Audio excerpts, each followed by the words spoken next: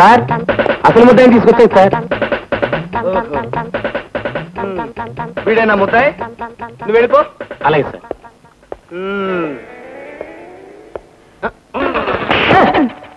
నేనేం తప్పు చేశానండి? తప్పేమిటో చెప్పకుండా ఇలా ఉతికేయడం ధర్మం కాదు. ప్రేమికుల జీవితాలకి మంగళహారతి పాఠం ధర్మంగా ఉందా? మీ మేనగోడలు రాధా ఎదురింటి ప్రభుతో పాపం ప్రేమలో పడిందని తెలిసి కూడా వేరే సంబంధం చూడటం ధర్మంగా ఉందా? వాళ్ళిద్దరి ప్రేమ సంగతి ఏమీ తెలియని వెర్రి పప్పనంటావు. రే, మర్యాదగా అడిగితే ఎవరు చెప్తాడ్రా? కొట్ట ముందు ఏడుస్తావేట్రా? అంటే మా డిపార్ట్మెంట్ భయపెడతావా? చంపేస్తాను రే, తోలు తీసేస్తాను. రాధకి ప్రభుకి హిచ్చికా గారితో పాటు మా డిపార్ట్మెంట్ అంతా సాయం చేస్తుంటే పాలకంలో పుడకలు అడ్డుపడతావా? పైగా రాధకి వేరే సంబంధం చూస్తానని చాడుక్య సేవలు చేస్తావా? తెలియక చేసిన అపరాధం క్షమించండి. ఆ ప్రేమికులిద్దరికీ మీ డిపార్ట్మెంట్ దన్నున్నదన్న విషయం ఈ క్షణ వరకు నాకు తెలీదు. ఒట్టు. అయితే క్షమించేశాం. మా హిచ్చికా గారు నీకు అంతో ఎంతో బుర్రుందని చెప్పారు. ఆ ఇద్దరు ప్రేమికులు ఒకటయ్యే మార్గం ఏమిటో చెప్పు, సలహా చెప్పు.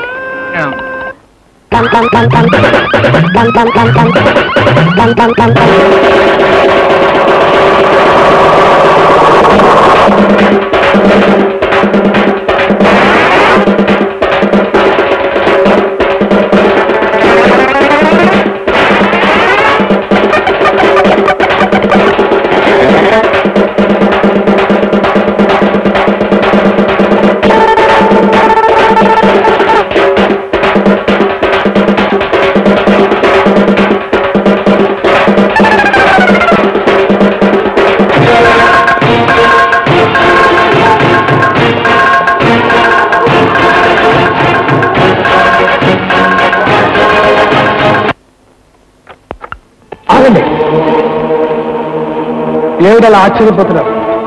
నేను కీర్తిశేషులైపోయిన మాధవాచార్య ఆత్మను మాట్లాడుతున్నాను. నేను ప్రేమ కోసం బలైపోయిన కరుణ ఆత్మను మాట్లాడుతున్నాను. నేను కరుణ ఎంతో గాఢంగా ప్రేమించుకున్నాం. మతం పేరుతో మా ఇద్దరిని ఘోరంగా విడదీశారు. మా చావుకి కారకులు కూడా అయ్యారు. ఆశలు తీరని మేము ప్రేతాలమయ్యాం. రాధా ప్రభువులను ఆవహించాం. ఏం జరగకూడదని ఆశించి మీరు మమ్మల్ని చంపేశారో వీళ్ళ విషయంలో అదే ఈరోజు జరిగిపోయింది. మేము ఏ కోరికనైతే తీర్చుకోకుండా చనిపోయామో ఆ కోరికను నెరవేర్చుకోవడానికి వీళ్ళ శరీరాల్లో ప్రవేశించి ఈవేళ ఆ కోరికను కూడా తీర్చుకున్నాం. అందువల్ల మా కోరిక నెరవేరింది. ప్రభురాధను ఇన్నాళ్లు ఆవహించి వాళ్ళకి ఎన్నో ఇబ్బందులు కలిగించాం. వారికి మా కృతజ్ఞతలు. ఇక మేము వాళ్ళ శరీరాన్ని వదిలిపెట్టేస్తున్నాం. జూన్లకడక. సార్, హిచ్కాక్ గారు, జరిగిన ఘోరానికి ఏదో ఒక పరిష్కార మార్గం ఆలోచించాలి. మీరైతే ఏం చేస్తారో చెప్పండి.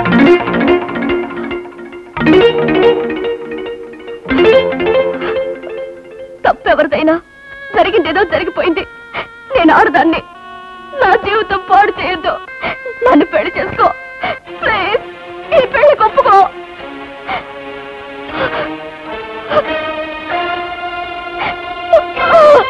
అన్నయ్య చూడరా,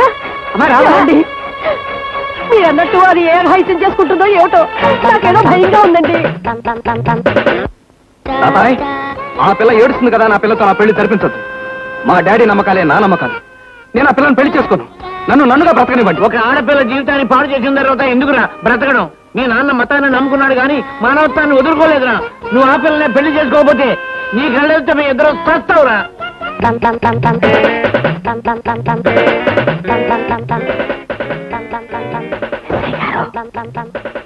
ఎస్ఐ గారు, మీరు నన్ను అపార్థం చేసుకున్నారు కానీ ఎలా ఉంది నా యాక్షన్?